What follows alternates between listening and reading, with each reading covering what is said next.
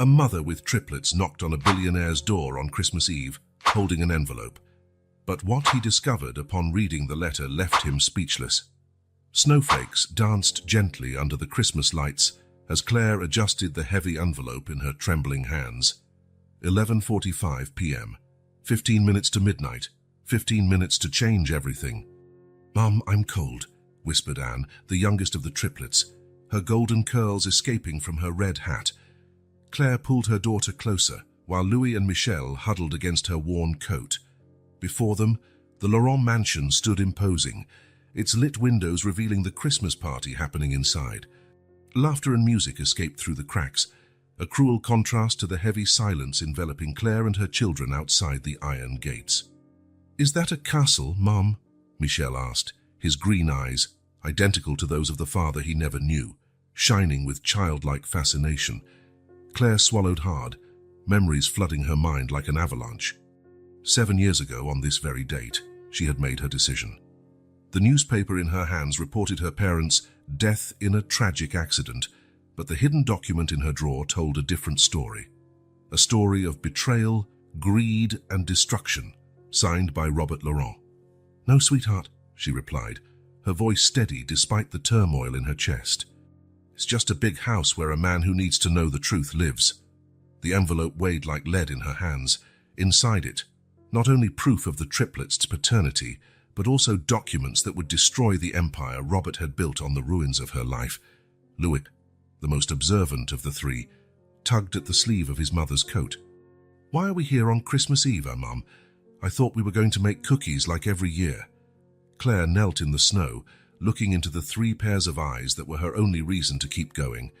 "Sometimes, my loves, Christmas gifts come in different forms. Today we're delivering a very special gift." The mansion's extravagant decorations blinked in red and gold, garlands and bows adorning every pillar. Claire still remembered the day she discovered the truth about Robert, the same day she found out she was pregnant with triplets. The irony of fate, carrying the children of the man who destroyed her family. "It's time," she murmured, more to herself than to the children. Her fingers tightened around the envelope where she had written, "For Robert Laurent, the truth can't wait another Christmas." The snow began to fall heavier, as if the very sky wanted to witness what was about to happen.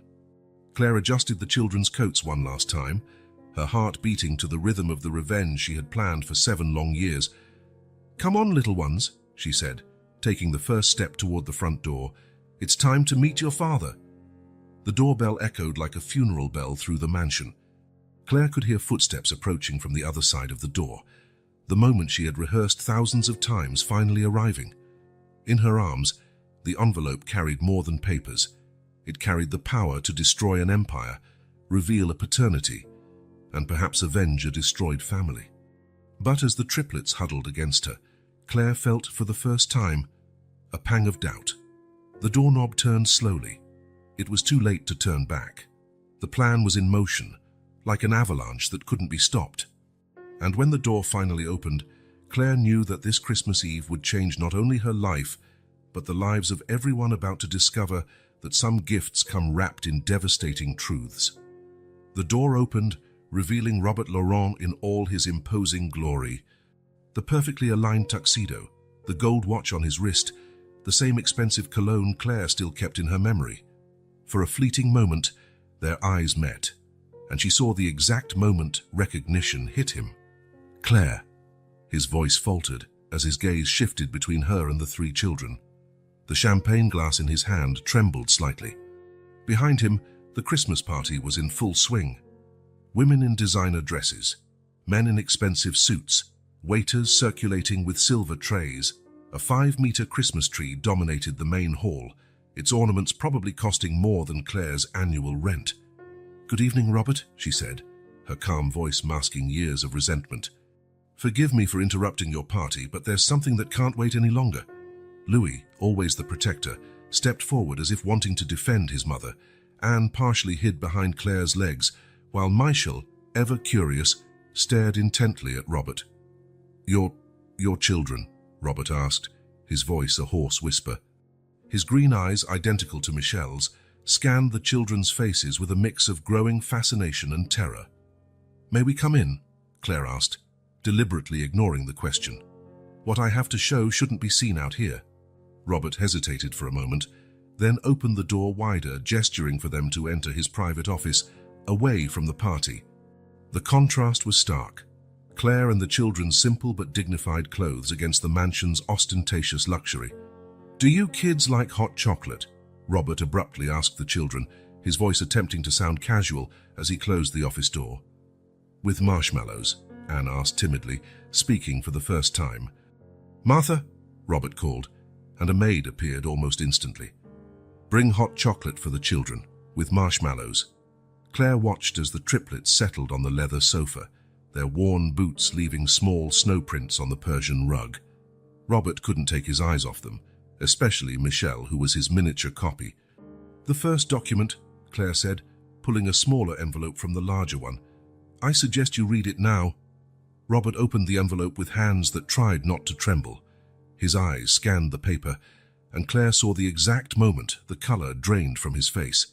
This can't be possible," he murmured, sinking heavily into his mahogany chair. "The DNA test says otherwise," Claire replied coldly.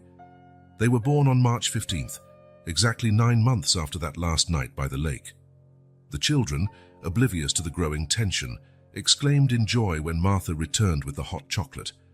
Robert watched their every move as if seeing ghosts, the way Louis blew on the hot drink, identical to his own habit. Anne's shy smile, the same as his late mother's. Michelle's decisive gestures, a mirror of his own as a child. "Why now?" he asked, his voice almost a whisper. "After 7 years." Claire leaned forward, her eyes fixed on his. "Because this is just the beginning, Robert. The first move in a game you started long ago when you destroyed my family." "Mom," Michelle called, interrupting the moment. "Can I have more marshmallows?" "Of course you can," Robert replied automatically, before Claire could open her mouth. It was the first time he spoke as a father, even unknowingly. Claire watched the scene with a mix of conflicting emotions.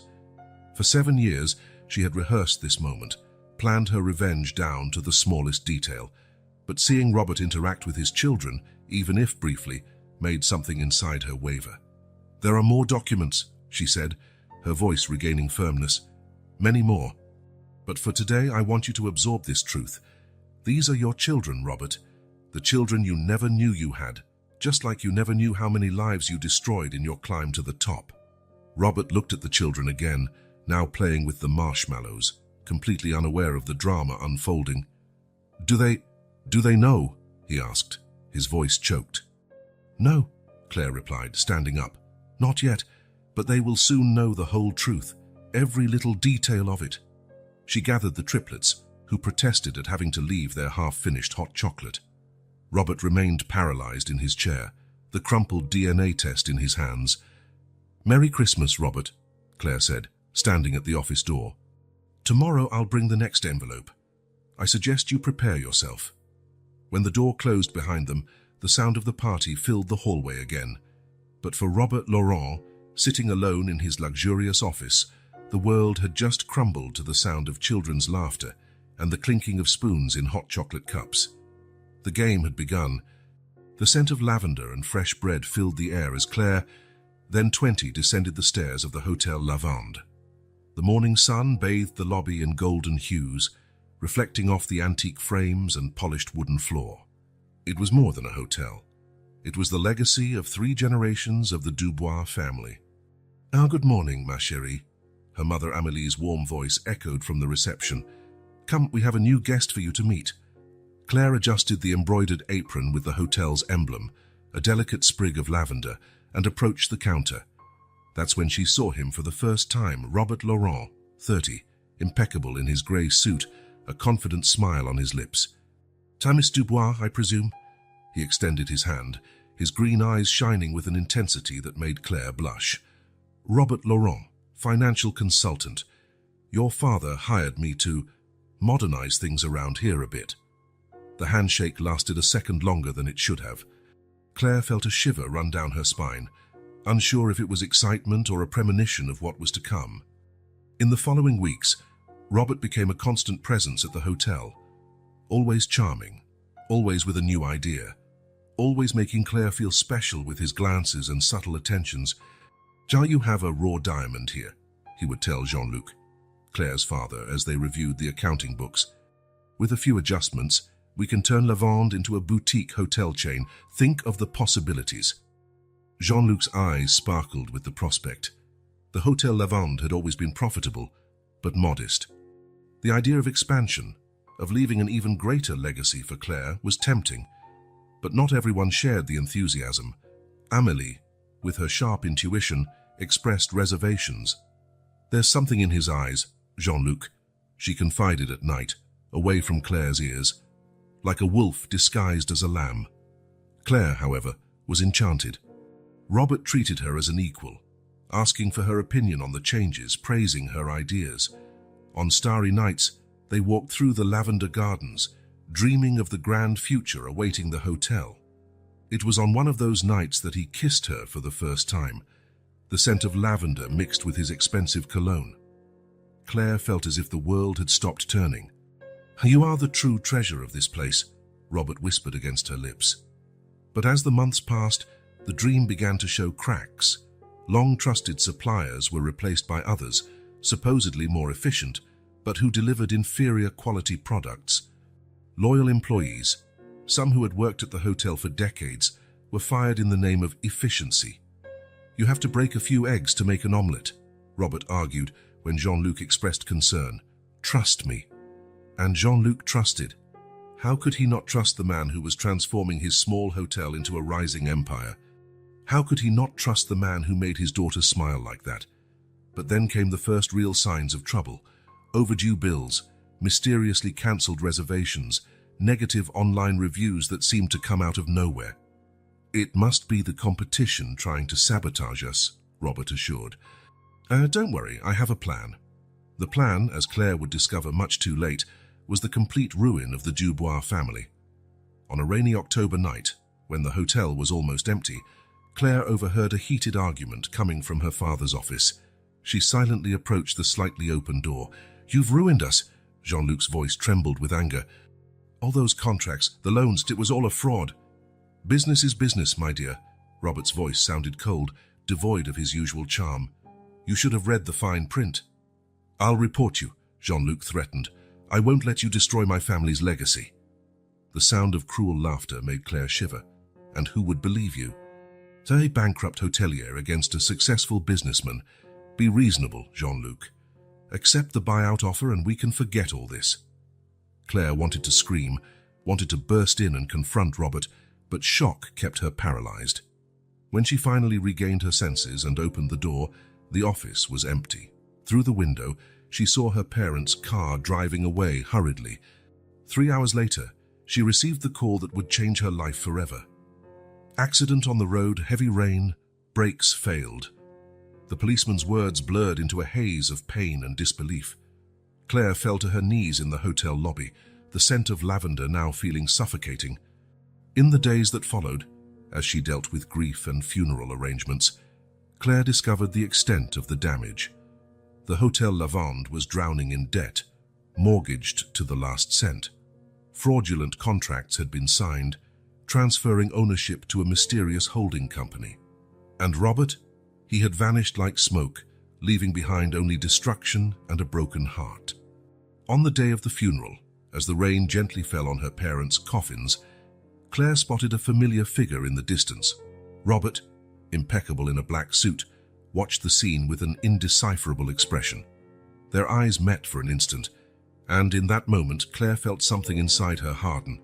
A week later, the Hotel Lavande was closed.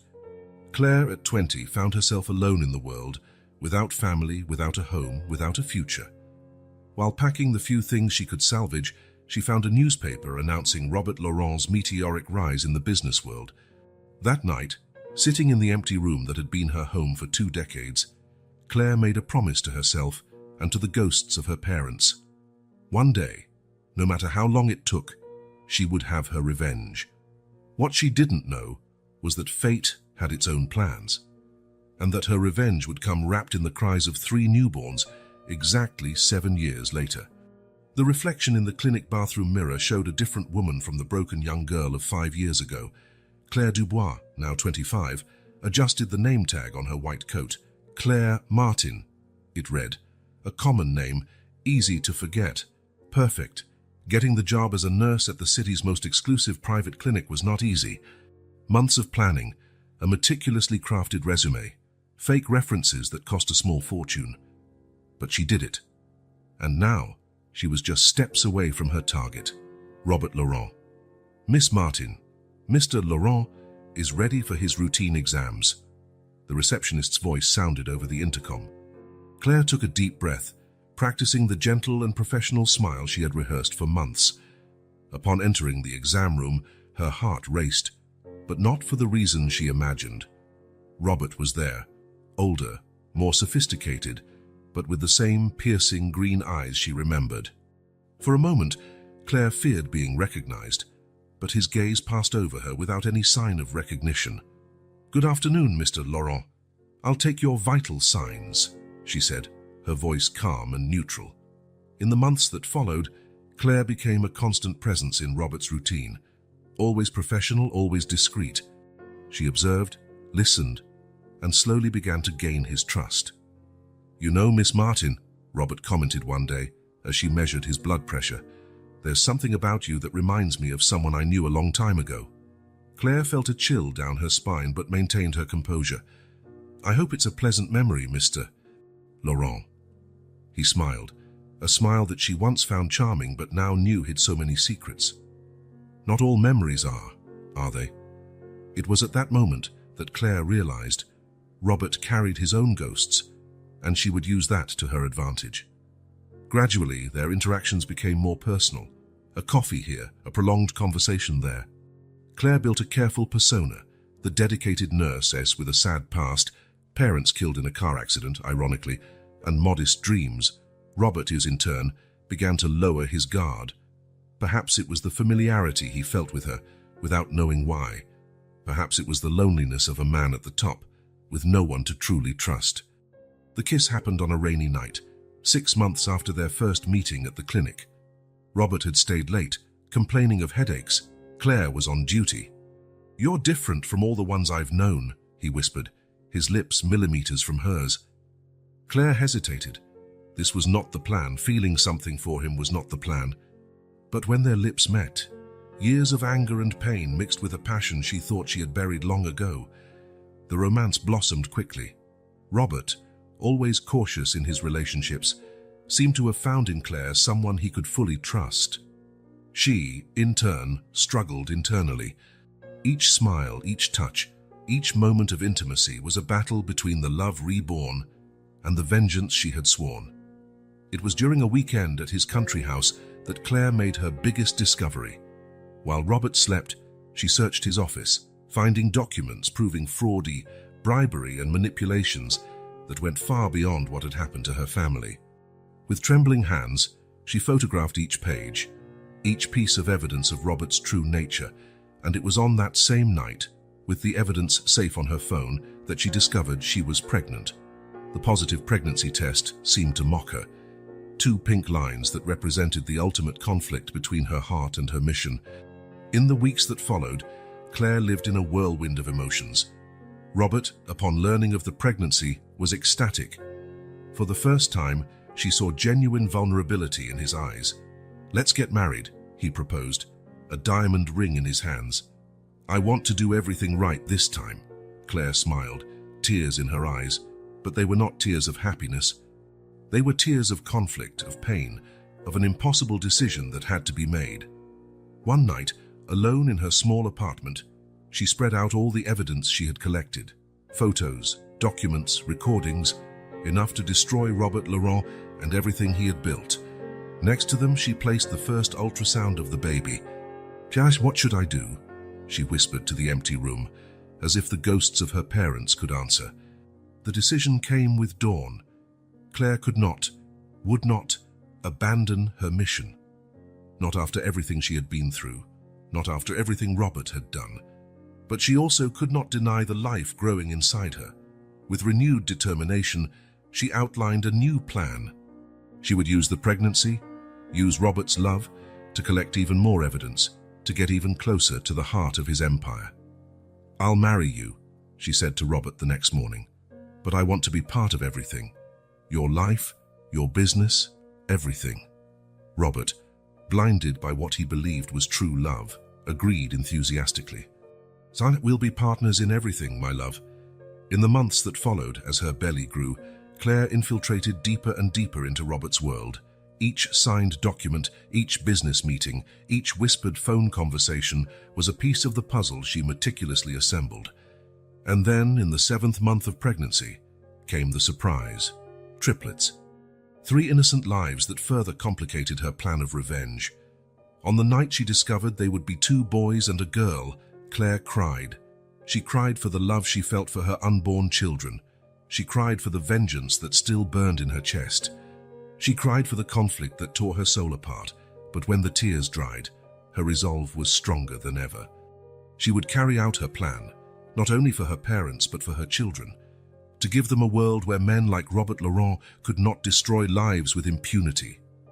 On the day the triplets were born, with Robert holding her hand and tears of joy in his eyes, Claire made a silent promise.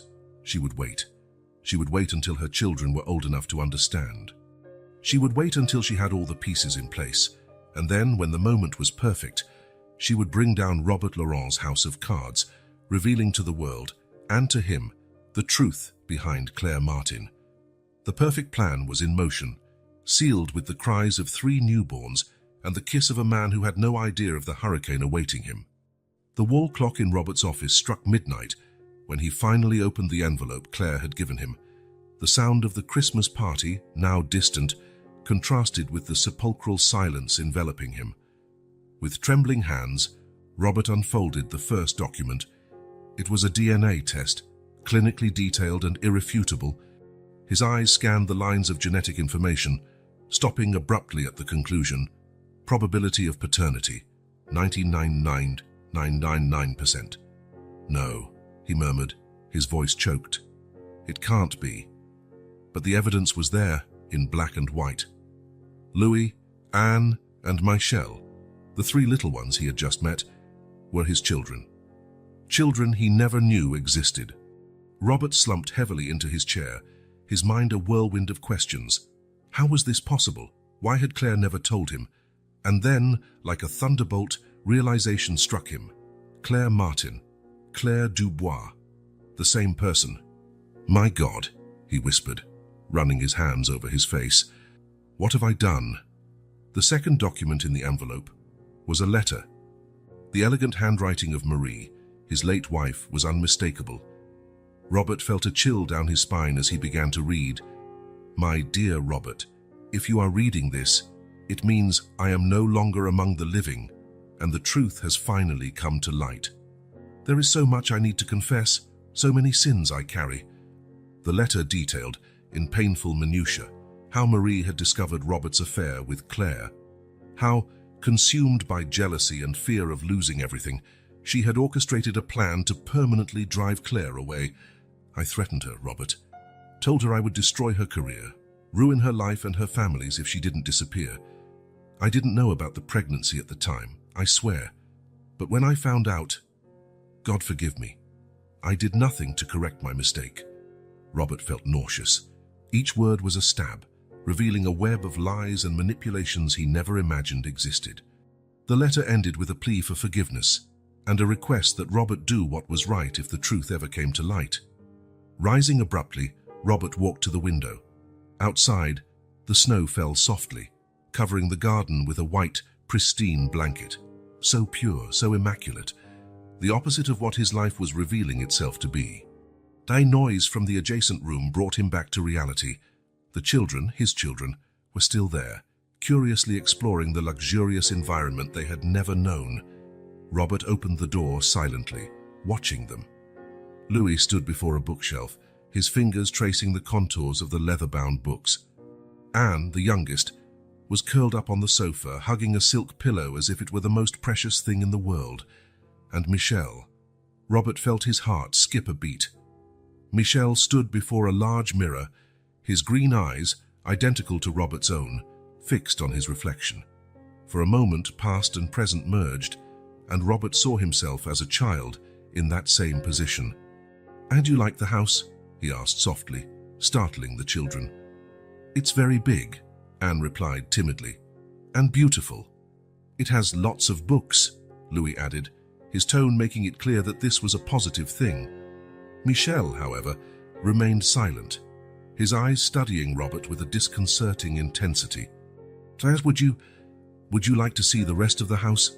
Robert found himself asking, surprising himself. The children exchanged glances, as if silently consulting each other before nodding. As Robert guided the triplets through the ornately decorated mansion hallways, Claire watched from a distance, her heart torn between the tenderness of the scene and the determination of her plan. It was when they reached the grand party hall that the tension peaked. The housekeeper, Madame Elise, a lady who had worked for the Laurents for decades, froze at the sight of the group. Her eyes darted from Robert to the children and finally rested on Claire. Recognition was instantaneous. "My God," she whispered, bringing her hands to her mouth. "You—" Claire stepped forward, her pleading gaze meeting Madame Elise's. An unspoken understanding passed between the two women. "Madame Elise," Robert called, his voice tense, "please take the children to the kitchen for a snack. Claire and I need to talk." The housekeeper nodded, still stunned, and gently guided the triplets out of the hall, casting worried glances back. Once alone, the air between Robert and Claire became heavy with unspoken emotions. "Why?" Robert finally broke the silence, his voice a mix of pain and anger. "Why hide this from me for 7 years?" Claire raised her chin, her eyes shining with a mix of defiance and hurt. "Do you really need to ask, Robert? After everything you did to my family?" "I didn't know," he began, but Claire cut him off. "Didn't know? Or chose not to know? How many other lives have you destroyed in the name of your precious empire, Robert?" The silence that followed was deafening.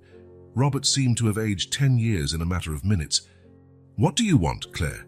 he finally asked, his voice weary. A cold smile curved Claire's lips. "Justice, Robert. And believe me, this is just the beginning." At that moment, the sound of children's laughter echoed down the hallway. The contrast between the innocence of that sound and the tension in the air was palpable. "Doris, they don't know, do they?" Robert asked, referring to the children. "No," Claire replied, "not yet, but soon they will know the whole truth, about who you are, about what you've done." Robert closed his eyes, feeling the weight of his past actions and the fear of what was to come. When he opened them again, there was a renewed determination in his gaze. "I will fix this, Claire. Somehow I will fix everything." Claire watched him for a long moment, years of pain, love, and hatred reflected in her eyes. "It's too late for that, Robert. The game has begun, and this time I make the rules." As she walked away to join the children in the kitchen, Robert remained in the hall, the realization that his life was about to crumble, weighing on his shoulders like a ton of bricks. Outside, the snow continued to fall, covering the past and preparing the ground for what was to come. The Christmas Eve night, which had begun with an extravagant party, ended with the unveiling of long-buried secrets and the premonition of a storm that would forever change the lives of all involved. Dawn was breaking, and the Laurent mansion, once vibrant with the Christmas party, was now oppressed by a heavy silence. In the office, Robert stared at the second envelope Claire had given him, its contents spread out on the mahogany desk like pieces of a macabre puzzle. "It can't be," he murmured, his fingers trembling as he touched a yellow document.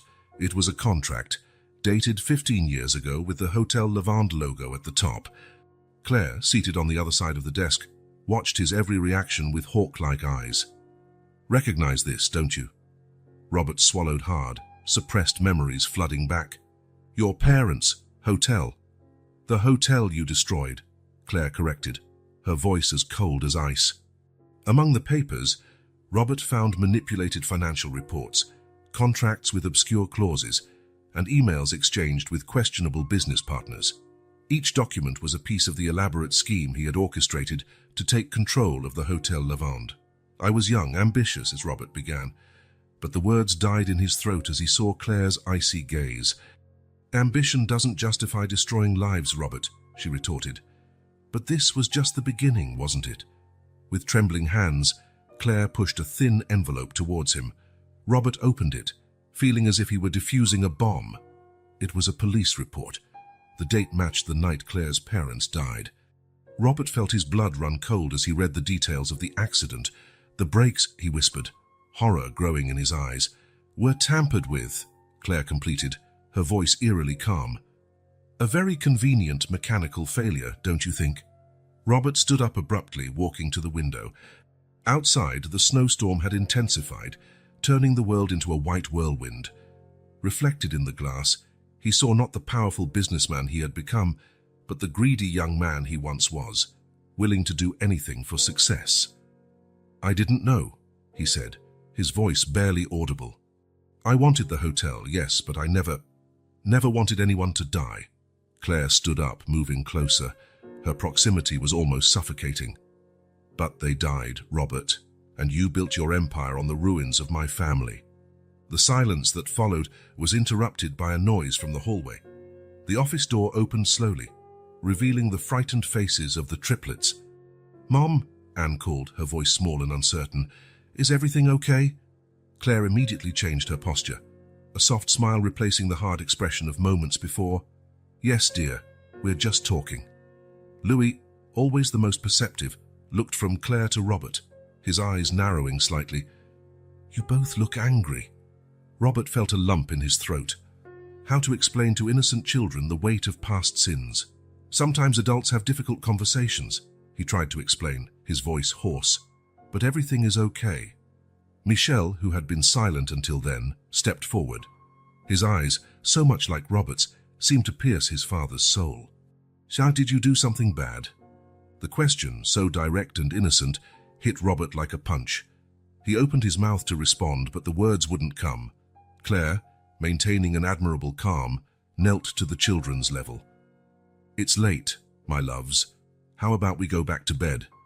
Tomorrow will be a long day." As she guided the triplets back to the guest room, Robert remained paralyzed, the words of Michel echoing in his mind.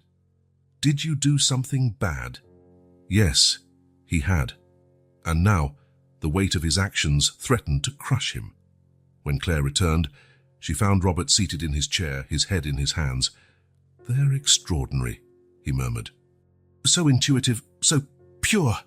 "They are," Claire agreed, her voice a mix of pride and sadness. "And they deserve to know the truth about their father." Robert looked up, panic evident in his eyes. "Claire, please, they're just children. Don't destroy the image they have of me." A bitter smile curved Claire's lips.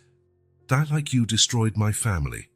The silence that followed was heavy, broken only by the howling wind outside.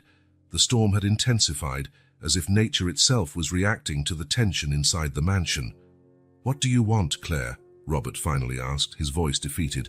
"Justice," she replied simply. "I want you to feel every ounce of the weight I've carried all these years.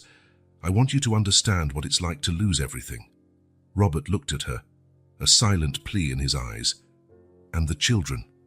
They don't deserve to grow up without a father." "Like I grew up without parents," Claire retorted, but her voice wavered slightly. At that moment, a deafening thunderclap shook the mansion. The lights flickered and went out, plunging the office into darkness. "Mom!" The frightened cry came from the hallway. Claire moved instinctively towards the door, but Robert was faster. "I'll check the generator," he said, already leaving the room. As Claire rushed to comfort the children, Robert descended the stairs to the basement. The darkness and cold were oppressive, but not as much as the weight of guilt he carried. After starting the emergency generator, the lights flickered back on, dimly illuminating the mansion. Robert climbed the stairs, the sounds of the children's sobs guiding him. In the guest room, he found Claire huddled with the triplets, whispering words of comfort. Their little boots left small snow prints on the Persian rug. Robert couldn't take his eyes off them, especially Michel, who was his miniature copy. "Everything's okay now," he said softly, entering the room. "It was just a power outage because of the storm." The children looked at him, a mix of fear and curiosity in their eyes. Anne reached out a trembling hand towards him, and Robert felt his heart break. At that moment, looking at Claire and the children he barely knew, Robert Laurent made a decision. No matter what Claire planned, no matter the price he would have to pay, he would do whatever it took to make things right. "I'll make some hot chocolate for everyone," he announced, his voice filled with an emotion he couldn't name. As he headed to the kitchen, Robert knew that dawn would bring more revelations, more pain. But for the first time in years, he felt a glimmer of hope. A hope for redemption, for a chance to be the man, the father he should have been all these years.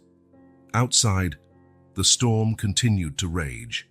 But inside the Laurent mansion, another storm, years in the making, was slowly beginning to subside. Christmas morning arrived quietly and coldly, the storm from the night before leaving a white, pristine world outside the Laurent mansion. Inside out, however, the tension was palpable, as if the air was charged with electricity. Robert found Claire in the library, the first rays of sun reflecting off the countless leather-bound books. She stood before the fireplace, the dancing flames mirrored in her determined eyes. "It's time, Robert," she said, without turning around. "I want to hear it all, every sordid detail of your plan to destroy my family." Robert felt the weight of the world on his shoulders. He knew this moment would come, but it didn't make it any easier. He sat heavily in a leather armchair, running his hands over his tired face. "Where do you want me to start?" he asked, his voice defeated. "From the beginning," Claire replied, finally turning to face him.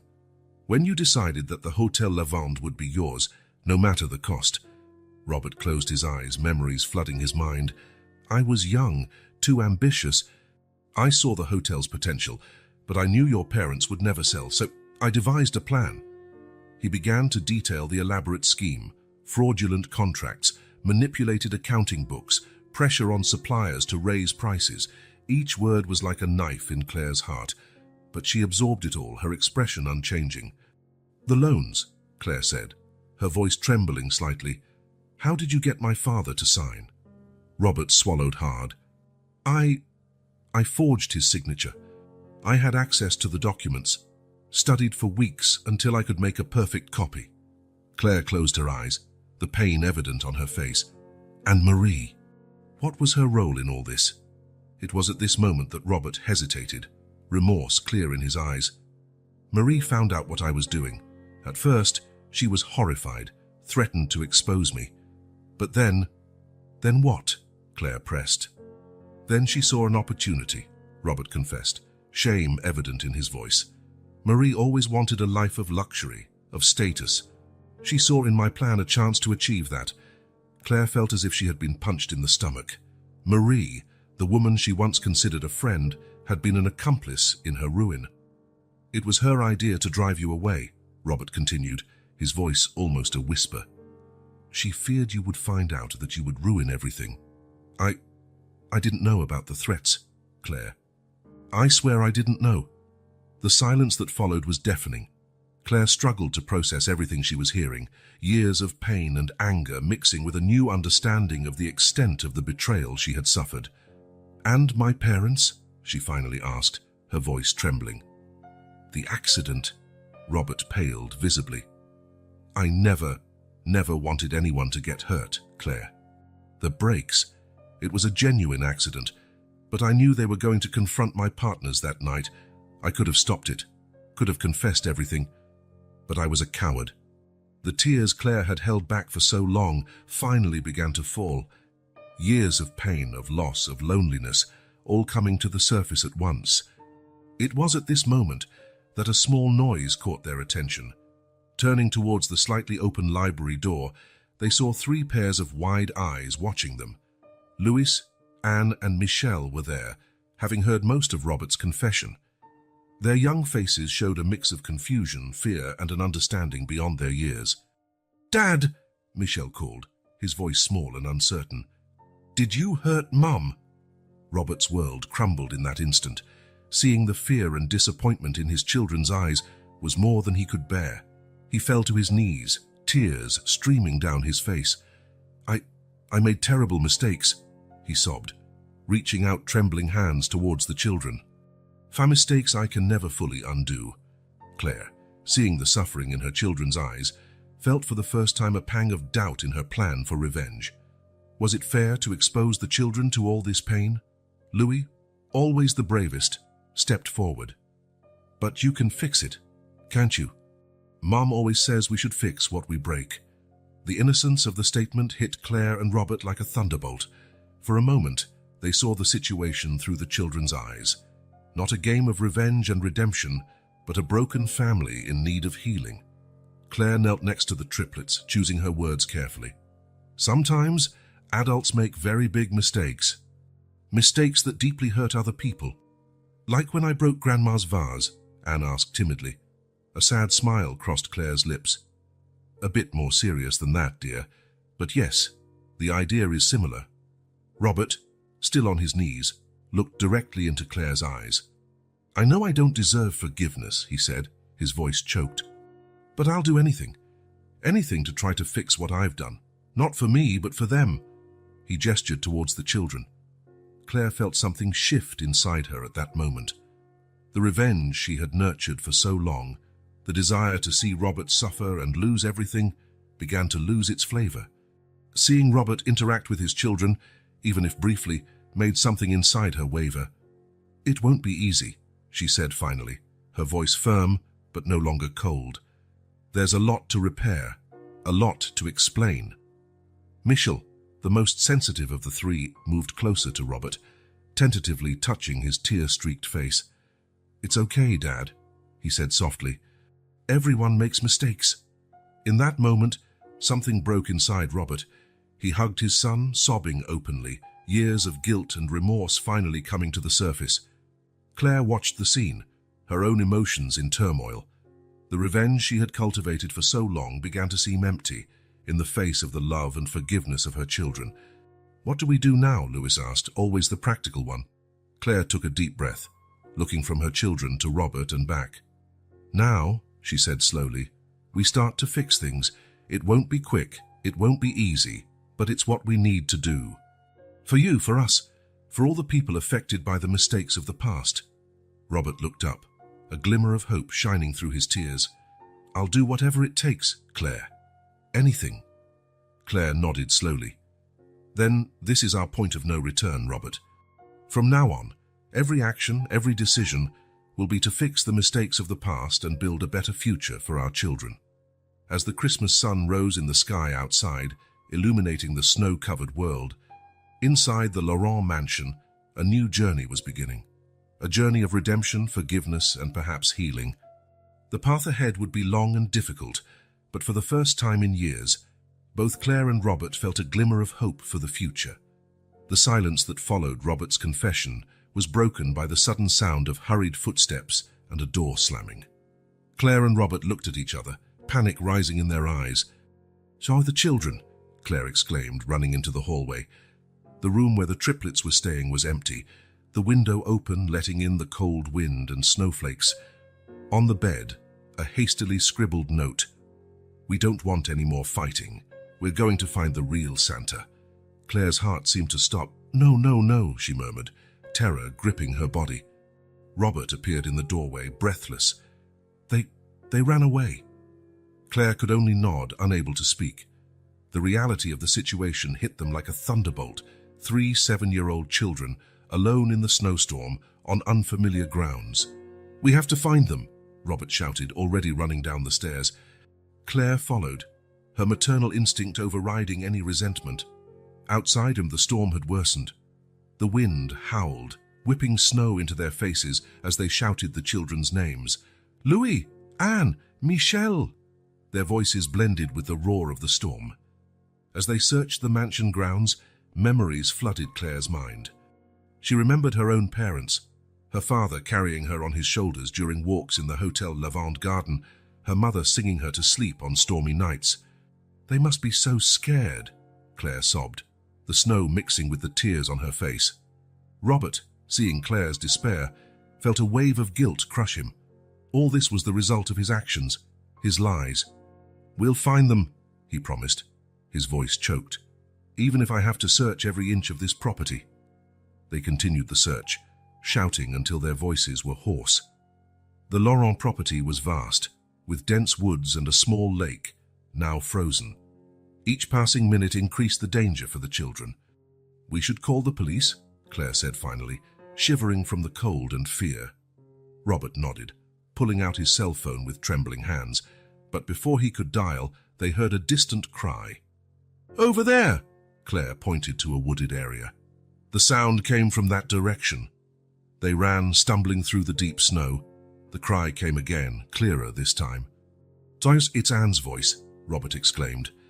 They crossed a group of pine trees and finally saw them. The triplets were huddled under a large tree, shivering and hugging each other. "Mom! Dad!" Michelle cried out upon seeing them. Claire ran, falling to her knees in the snow and hugging the three tightly. "Never do this again," she sobbed, kissing their cold faces. "You could have gotten hurt, or worse." Robert joined the embrace, tears streaming down his face. "We're here now. You're safe."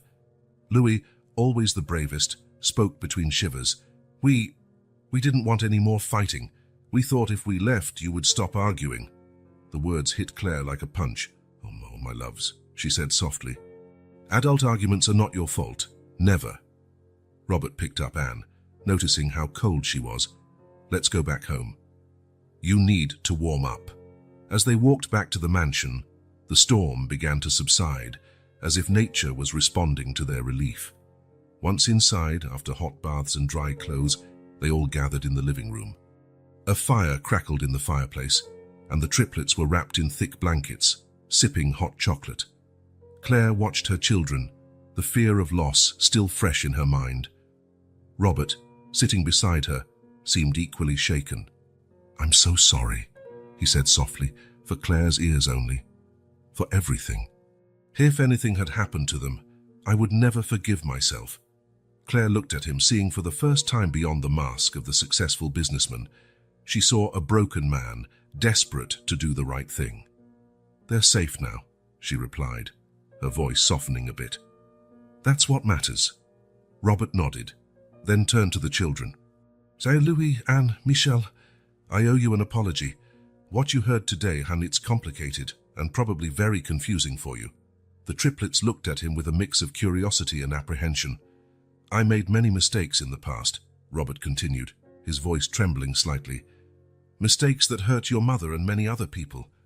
There's no excuse for what I did, but I want you to know that I am truly sorry, and I'll do everything I can to make things right." Claire felt a pang in her heart. The man speaking now was very different from the one she had planned to destroy. The revenge she had nurtured for so long began to seem empty in the face of Robert's genuine remorse and the evident love he showed for the children. "We're sorry too," Louis said, surprising the adults. "We shouldn't have run away. It was dangerous and scary and cold," Anne added, huddling a bit more in her blanket. Michelle, who had been silent until then, looked from Claire to Robert. "Are you still going to fight?" The question hung in the air, heavy with meaning. Claire and Robert exchanged a look, years of pain, hurt, and secrets passing between them in seconds. "No, dear," Claire replied finally. "We're not going to fight anymore. But we have a lot to talk about and resolve." Robert nodded, grateful for the opening Claire was offering. "That's right.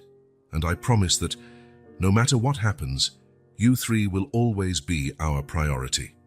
The children seemed to relax a bit with these words. The clock on the wall struck noon, reminding everyone that it was, after all, Christmas Day. "How about we open some presents?" Robert suggested, trying to bring some normality to the chaotic day. As the children excitedly began to open presents, Claire stepped away a bit, looking out the window. The storm had ceased, leaving behind a white, silent world. She thought of her parents, of the hotel that had been her home, of the lives that had been destroyed. But she also thought of the three little miracles sitting in the room, of second chances, and of the possibility of healing. Robert approached her hesitantly. "Claire, I know I don't deserve your forgiveness, but I promise, from now on, I'll do everything in my power to make things right. Not just for you or the children, but because it's the right thing to do." Claire looked at him for a long moment, seeing the sincerity in his eyes. "The path will be long, Robert. There's a lot to repair, a lot of truths to be revealed." "I know," he nodded, "and I'm ready to face the consequences of my actions." Whatever it takes. Across the room, the children's laughter filled the air as they opened presents. It was a reminder of what truly mattered, of the future that could be built. Claire took a deep breath, feeling the weight of the past years, of the planned revenge beginning to dissipate. "Then let's start," she said finally. "One step at a time." As they joined the children to celebrate Christmas, both Claire and Robert knew that this was just the beginning of a long journey. A journey of redemption, forgiveness, and perhaps healing. The path ahead would be difficult, but for the first time in years, there was a glimmer of hope for the future. The snow continued to fall, but the storm had lessened to a gentle snowfall when Claire and Robert arrived at the rusted gates of the Hotel Lavande. The building, once majestic, now stood like a ghost of the past, its broken windows and peeling facade telling a silent story of abandonment and shattered dreams. "Are you sure they're here?" Robert asked, his voice trembling with concern. Claire nodded, her eyes fixed on the dilapidated structure. "It's the only place that makes sense. I used to tell them stories about this place to put them to sleep." As they approached the main entrance, they saw small footprints in the fresh snow. 3 sets, leading straight into the abandoned hotel. "Louis, Anne, Michelle," Claire called, her voice echoing through the empty lobby. The silence that followed was deafening, until a small noise came from upstairs. Without hesitation, Claire ran up the stairs with Robert close behind. The wooden floor creaked dangerously under their feet as they climbed. Reaching the 2nd floor, they heard a muffled cry coming from one of the rooms. "Mum!" Anne's frightened voice called. Claire and Robert rushed into the room, finding the triplets huddled in a corner, shivering from cold and fear. "Oh, thank God," Claire sobbed, hugging them tightly. Robert joined the embrace, tears streaming down his face. "Aunt, you gave us such a scare," he said. His voice choked. But the reunion was interrupted by an ominous sound, the creaking of the wooden floor giving way. "The floor!" Robert shouted, pushing everyone towards the hallway seconds before part of the room collapsed. The sudden movement, however, caused more damage to the already fragile structure. Cracks began to spread through the hallway. "We have to get out of here now," Claire shouted. Picking up Anne, Robert grabbed Louis and Michelle, one in each arm, and they began to run towards the stairs, but the path was blocked by fallen beams. "Over there!" Claire pointed to a service staircase at the end of the hallway. They ran, the floor trembling under their feet. Robert is with the 2 boys in his arms, lagged behind. "Go!" he shouted to Claire. "I'm right behind you." Claire hesitated for a second, but the determined look in Robert's eyes made her continue. She descended the stairs with Anne, hearing Robert's heavy footsteps behind her. When they reached the ground floor, a deafening crash echoed through the building. Claire turned just in time to see Robert jump the last few steps, the ceiling collapsing behind him. They ran outside, the cold snow on their faces a relief compared to the dust and debris inside the hotel. They had barely reached a safe distance when they heard the rest of the structure collapse. Claire watched, horrified, as the Hotel Lavande, the place of so many happy memories from her childhood, crumbled completely. Robert set the boys down and turned to Claire, his eyes filled with concern. "Are you all right?" Claire could only nod, unable to speak. The children, frightened but unharmed, clung to their parents' legs. "I'm sorry," Louis murmured, tears in his eyes. "We didn't mean to cause trouble." Robert knelt down, getting to the children's eye level. "The important thing is that you're safe, but never do something like this again. Understand? You could have gotten seriously hurt." Michelle looked at the hotel ruins. Was this where Mom lived? Claire felt a lump in her throat. "Yes, dear. This was your grandparents' hotel." Anne hugged her mother tightly. "I'm sorry we destroyed your home, Mom." Claire kissed the top of her daughter's head, silent tears streaming down her face. "You didn't destroy anything, my love. It's just bricks and wood. What matters are the memories and the people we love." Robert watched the scene, his heart heavy with the weight of guilt. This hotel, this life Claire had, it had all been destroyed by his greed years ago. And now, ironically, its physical collapse symbolized the end of an era. "Claire," he began, his voice trembling, "I know that nothing I say or do can make up for what happened, but—" Claire interrupted him, raising her hand. Her eyes, though tearful, had a clarity Robert hadn't seen in years. "Robert, look at them," she said, indicating the triplets. "You risked your life to save them." Without hesitation, Robert looked at the children, feeling a love so deep it almost choked him. "They're our children, Claire. I would do anything for them." In that moment, watching Robert embrace the triplets protectively, Claire felt something shift inside her. The revenge she had nurtured for so long, the desire to see Robert pay for his crimes, began to dissipate like the morning mist. "I have a choice to make," Claire said softly, more to herself than to anyone else. Robert looked at her, confused. "What do you mean?" Claire took a deep breath, looking at the hotel ruins and then at her family. For years I lived with anger, with the desire for revenge. I planned every detail of how I would make you pay for what you did to my family." Robert lowered his eyes, the shame evident on his face. "But now," Claire continued, "seeing you with our children, seeing how much you love them, I realize I have a choice. I can continue down the path of revenge, destroy you and consequently hurt our children, or I can choose forgiveness and the chance for a new beginning." The children looked from one to the other, not fully understanding what was happening, but sensing the importance of the moment. Robert stepped forward, his eyes filled with tears. "Claire, I don't deserve your forgiveness." What you did was terrible," Claire interrupted, "and there will be consequences. But looking at our children, at the future they deserve, I choose forgiveness, not for you, not for me, but for them." The silence that followed was filled with emotion. The past and present met in that moment, between the ruins of a shattered dream and the promise of a future to be built. Robert, unable to contain his emotions, embraced Claire and the children. "I promise," he sobbed, "that I'll do everything in my power to make things right, to be the father and the man you all deserve." As the sun began to break through the clouds, illuminating the ruins of the Hotel Lavande, Claire felt a weight lift from her shoulders. The path ahead would be long and difficult, but for the first time in years, she saw the possibility of a future not marked by bitterness and resentment. "Let's go home," she said softly, taking Anne and Louis's hands, while Robert carried Michelle. Together, they walked away from the ruins, leaving behind not just a crumbling building, but also the weight of the past. Ahead, though uncertain, lay a path of redemption, forgiveness, and perhaps a chance for true happiness.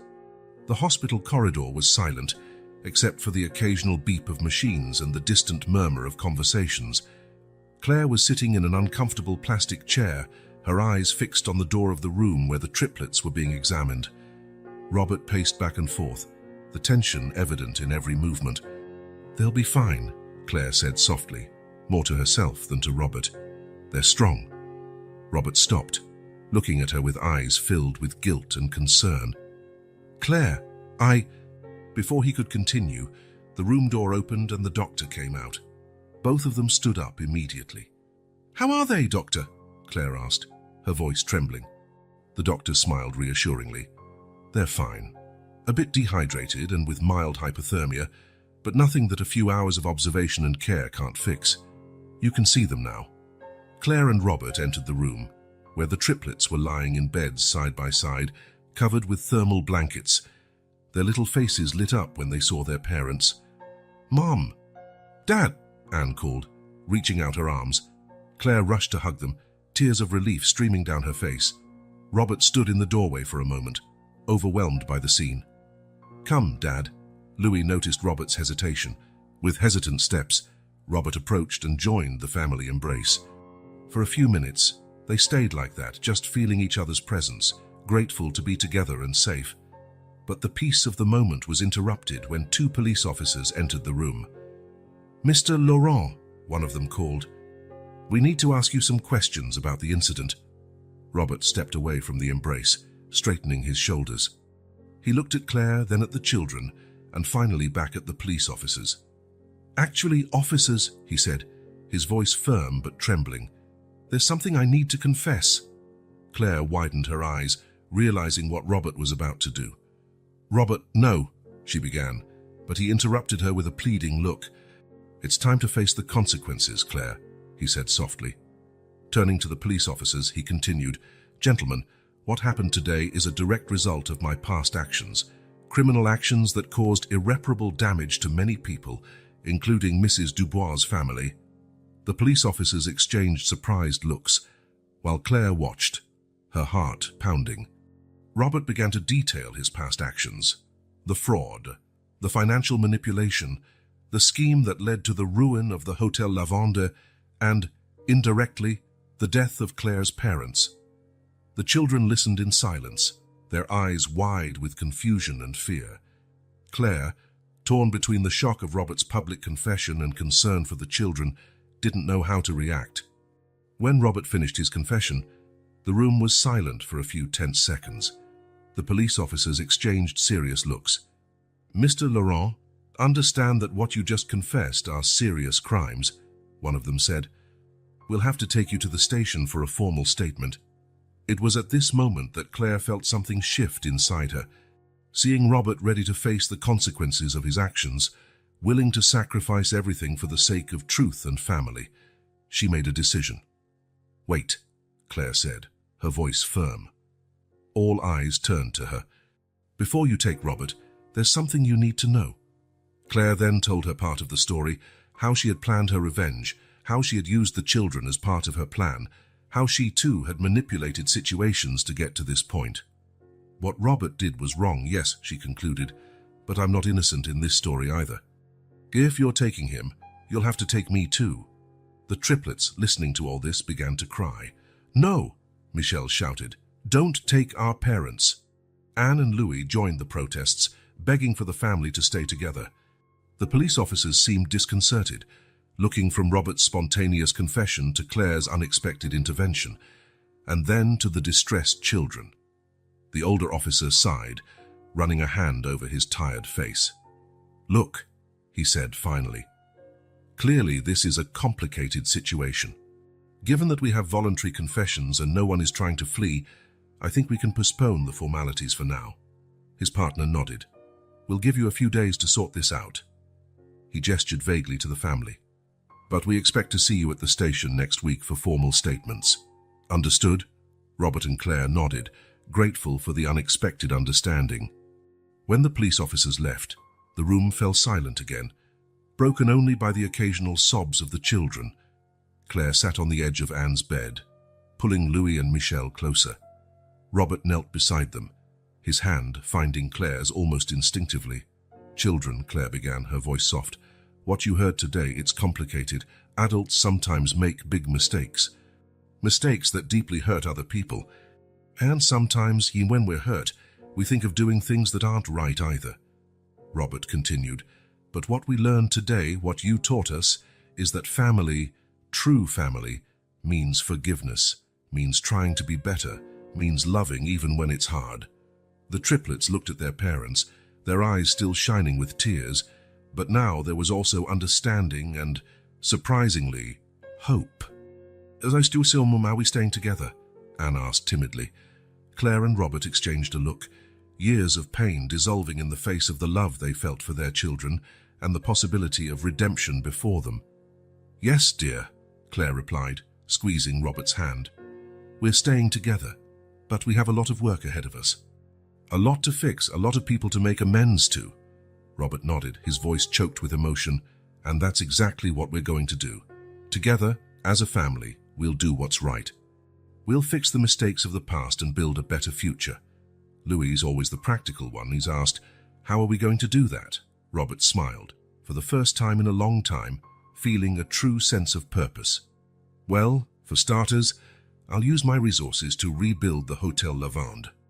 Not just as a hotel, but as a community center, a place to help families who have gone through hardships." Claire looked at him, surprised and touched by the suggestion. "And I can use my experience to help run it, to ensure it truly makes a difference in people's lives." The children smiled, hugging their parents tightly. In that moment, in that hospital room, a new journey began. A journey of redemption, true forgiveness, and the reconstruction not just of a hotel, but of a family and a community. The path ahead would be long and, undoubtedly, full of challenges. But for the first time in years, both Claire and Robert felt a genuine hope. A hope born not from revenge or ambition, but from the unconditional love of three children who reminded them of the true meaning of family. As night fell outside, the family remained united, the first chapter of their new story being written not with ink, but with whispered promises, tight hugs, and the determination to turn the mistakes of the past into lessons for a better future. The morning sun bathed the grounds where the Hotel Lavande once stood. Now, scaffolding and construction machinery occupied the space, the constant noise of work echoing through the area. Robert Laurent, dressed in a hard hat and work boots, an unusual sight for the once impeccable businessman, supervised the work, his eyes shining with determination. Claire arrived, carrying a tray with water bottles. She watched for a moment before approaching, still marveling at the transformation she saw before her eyes. "How are things going today?" she asked, offering a bottle to Robert. He smiled, accepting the water gratefully. "Progressing well. The architect said we're ahead of schedule." Claire nodded, her eyes scanning the site. The once ruined hotel was now a promise of something new, something better. "It's still strange to see you like this," she commented, a slight smile on her lips. Robert laughed softly. "Believe me, it's strange for me too, but I feel like I'm doing something right for the first time in a long time." The Hotel Lavande reconstruction project was not just a restoration, but a complete reinvention. The new building would be a community center, offering temporary shelter for families in need, job training programs, and a free clinic. As they walked through the construction site, Claire and Robert discussed the project details.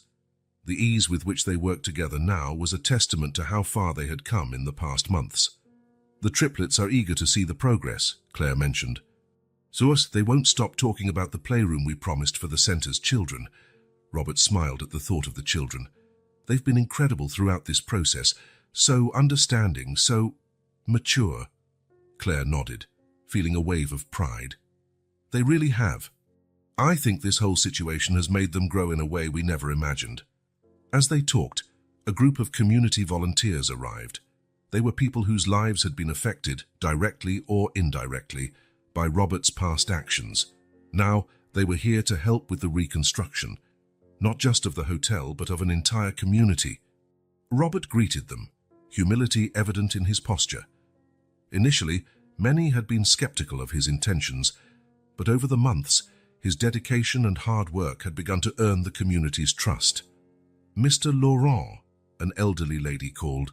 It was Mrs. Dubois, a former employee of the original hotel. "I brought some old photos I thought might be useful for decorating the new lobby." Robert accepted the photos carefully, his eyes filling with emotion as he saw images of the hotel in its glory days. "This is incredible, Mrs. Dubois. Thank you so much." Claire looked at the photos, feeling a lump in her throat. There were her parents, smiling, in front of the hotel. Memories she thought had been lost forever. "We can use these in the memorial we're planning," she suggested, her voice slightly choked. Robert nodded, gently placing a hand on her shoulder. It was a simple gesture, but one filled with understanding and support. As the day progressed, more community members arrived to help. Children ran around the site, helping to plant flowers in the newly created beds. Teenagers painted colorful murals on the temporary walls, depicting scenes of hope and unity. Louise, Rix, Anne, and Michelle arrived after school, eager to see the progress. They ran to their parents, their eyes shining with excitement. "Dad, Mom, look what we did at school today," Michelle exclaimed, showing a drawing of what looked like the new community center.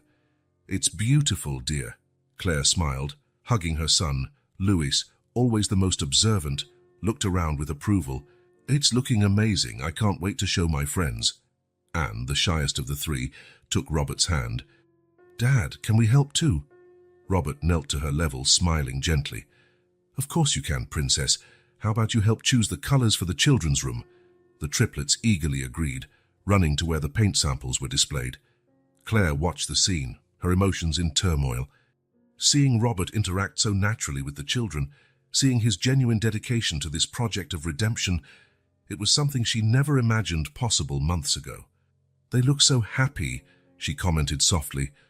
Robert looked at her, his eyes shining with contained emotion. "They are our second chance, Claire. Her chance to do things right." As the sun began to set, the construction site transformed. Lights were turned on, creating an almost magical atmosphere. Someone brought a guitar, and soon soft music filled the air. The community gathered for an impromptu picnic. People who had once been strangers, or even enemies, now shared stories and laughter. The reconstruction project had become more than just a building. It was the reconstruction of community ties, of trust, of hope. Claire found a moment of quiet, stepping away from the crowd, looking at the skeleton of the new building, lit against the night sky. She felt a deep sense of peace. The hotel of her parents was being reborn, not just in physical form, but in spirit. Robert found her there, offering her a cup of hot tea. "What are you thinking about?" he asked softly. Claire smiled, accepting the drink. "About how life takes turns. A year ago, I was consumed by the desire for revenge. And now we're here," Robert completed, understanding perfectly.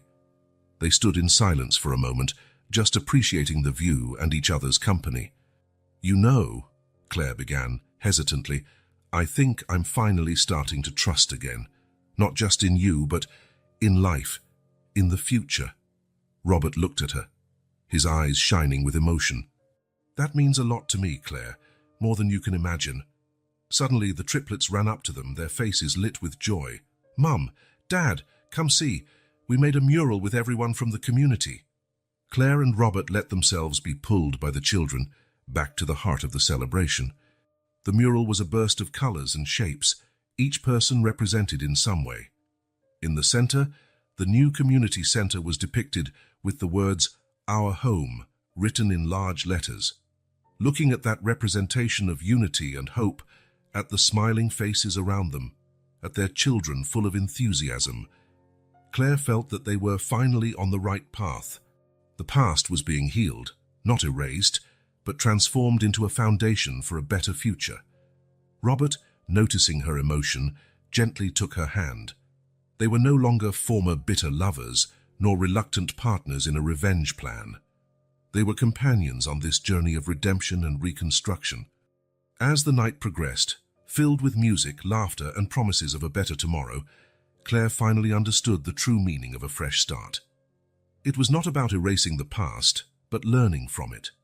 It was not about forgetting the pain, but turning it into strength. It was about building something new and beautiful from the ruins, just as they were doing with the Hotel Lavande. And there, under the stars, surrounded by her family and community, Claire knew that they were on the right path. The reconstruction was not just of the hotel, but of lives, of relationships, of dreams. It was the beginning of a new chapter, full of possibilities and hope. 6 months had passed since the start of the reconstruction, and the Lavande Community Center was finally in full operation. What was once an ambitious project was now a vibrant reality, pulsating with life and purpose. Claire watched from her office window on the second floor, a soft smile on her lips as she saw families entering and exiting the building. Children laughed in the newly built playground, while adults participated in job training workshops in the main hall. Her hand instinctively rested on her still flat belly, holding a precious secret. She had discovered the pregnancy just a week ago and hadn't yet told Robert. The news had taken her by surprise, but it brought with it a wave of joy she hadn't expected to feel again. A gentle knock on the door pulled her from her thoughts. "Come in," she called, turning to see Robert enter, carrying 2 cups of tea. "I thought you might need a break," he said, offering her a cup. Claire accepted gratefully, noticing how the simple gesture of Robert bringing her tea had become a comforting habit in the past months. It was one of the many small signs of how he had changed, of how they both had changed. "How did the meeting with the investors go?" she asked, sitting at her desk. Robert smiled, a gleam of satisfaction in his eyes. "Better than expected. They're impressed with the impact the center is having on the community. They want to expand the project to other cities." Claire nodded, feeling a wave of pride. "That's wonderful, Robert. Who would have thought we'd be here 6 months ago?" Robert looked at her tenderly. Certainly not me. You gave me a second chance I didn't deserve it, Claire. You and the children, you transformed me. Claire felt her heart race. It was the perfect moment. Speaking of transformations, she began, her voice soft, I have something to tell you. Robert tilted his head, curious. Claire guided his hand to her belly. I'm pregnant, she said simply, watching Robert's face light up with understanding and then pure joy. Claire, he exclaimed, pulling her into a tight hug. This is incredible. Tears of happiness shone in both their eyes as they separated. Robert caressed her face gently. Thank you, he whispered. For this new life, for our family, for everything. The moment was interrupted by the sudden sound of hurried footsteps in the hallway. The door burst open, revealing the triplets, followed closely by the housekeeper, Madame Elise. Mom! Dad! Louis exclaimed. You won't believe what happened at school today. Claire and Robert exchanged an amused look before turning to the children. The triplets, now almost 8 years old, were flourishing.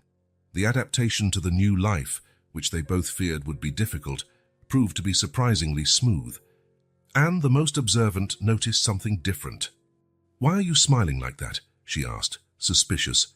Michel, always intuitive, widened his eyes. Do you have a surprise for us? Robert laughed, pulling the children closer. Actually, we do. Your mum and I have some very special news. Claire knelt, getting to the children's eye level. Kate, what would you think about having a little brother or sister? There was a moment of stunned silence before the triplets exploded into joyful shouts and excited questions. Madame Elise, who had become a loving and constant presence in the family's life, discreetly wiped away a tear of happiness. Oh, mes chéris, she exclaimed, hugging Claire. What wonderful news! The scene in the room was one of pure joy. Robert hugged the triplets, answering their excited questions about the baby, while Claire received the warm congratulations of Madame Elise. Later that night, after the children had finally gone to bed following hours of excited planning for the new family member, Claire and Robert sat on the porch of their home, watching the city lights. Are you happy? Robert asked softly, holding Claire's hand. She smiled, leaning against him. Happier than I ever thought possible, she replied honestly. If someone had told me a year ago that we'd be here now, I would have laughed. Robert nodded, understanding perfectly. Life has a funny way of surprising us, doesn't it? Claire thought about everything they had been through, the pain, the anger, the hard-won forgiveness. She thought about the community center, the lives they were changing, the family they had built. You know, she said after a moment, I think we finally found balance. Robert looked at her, curious. How so? Between the past and the future, Claire explained. We're no longer held back by what happened, but we haven't forgotten it either. We're using our experiences, even the painful ones, to build something better. Robert squeezed her hand gently. You're right, and I promise that I will continue to work every day to deserve this life, this family. Claire looked at him, her eyes filled with love and renewed trust. We'll do it together, Robert, as a family. As they sat there, watching the night deepen, the couple felt a sense of peace and contentment they hadn't known in years. The journey hadn't been easy, but every challenge, every obstacle overcome, had brought them to this moment of balance and happiness. And there, under the stars, with the promise of a new beginning growing inside Claire, they knew that, no matter what the future held, they would face it together stronger and more united than ever. The snow fell gently outside the Lavande Community Center, covering the world with a white, pure blanket. Inside the lobby was filled with people, all gathered for a very special celebration on Christmas Eve. Claire, with an 8-month pregnant belly, stood before a covered plaque, her heart beating with anticipation. Robert stood beside her, holding her hand firmly, while the triplets, now 9 years old, fidgeted excitedly in front of them. Is everyone ready? Claire asked, her voice choked with emotion. With a collective nod from the crowd, Claire and Robert pulled together the cloth covering the plaque, revealing Jean and Marie Dubois Memorial Wing, founders of the Hotel Lavande. A murmur of approval ran through the crowd, followed by warm applause. Claire felt tears in her eyes as she saw the smiling faces of her parents in the framed photograph next to the plaque. Your parents would be so proud, dear, Robert whispered, kissing her temple softly. Claire nodded, unable to speak for a moment. Louis, always attentive to his mother's emotions, held her free hand. "Are Grandpa and Grandma watching us from heaven, Mom?" he asked. "Yes, my love," Claire replied, smiling through her tears. "And I'm sure they're very happy with what they see." The ceremony continued with Robert, giving an emotional speech about transformation, forgiveness, and the true spirit of community.